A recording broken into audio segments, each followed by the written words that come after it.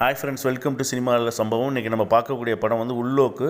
மலையாளத்தில் ஒரு ட்ராமாவாக வெளியாக இருக்கக்கூடிய படம். இதில் கேஸ்டிங் பண்ணியிருக்கவங்க ஊர்வசி, பார்வதி திருவோத்து, டைரக்டர் வந்து கிறிஸ்டோ தாமி, கேமரா வந்து ஜலால் பண்ணியிருக்கிறாங்க, மியூசிக் வந்து சூசன் சாம் பண்ணியிருக்கிறாங்க. இதோட ஒன்லைன் என்னென்னா, பார்வதி வந்து பிஃபோர் மேரேஜ் வந்து ஒரு பையனை லவ் பண்ணுறாங்க. அந்த பையன் வந்து ஒரு ஹிந்து பையன். பட் பார்வதி ஃபேமிலி வந்து ஒரு ஆர்த்தோடாக்ஸ் கிறிஸ்டின் ஃபேமிலி. அந்த மேரேஜுக்கு ஒத்துக்காமல் வலுக்கட்டாயமாக அவங்க வந்து ஒரு கிறிஸ்டின் ஃபேமிலியில், ஆர்த்தோடாக்ஸ் ஃபேமிலியில் அவங்கள வந்து ஒரு அரேஞ்ச்டு மேரேஜ் பண்ணி வைக்கிறாங்க. அதில் மாமியாராக வரவங்க தான் ஊர்வசி.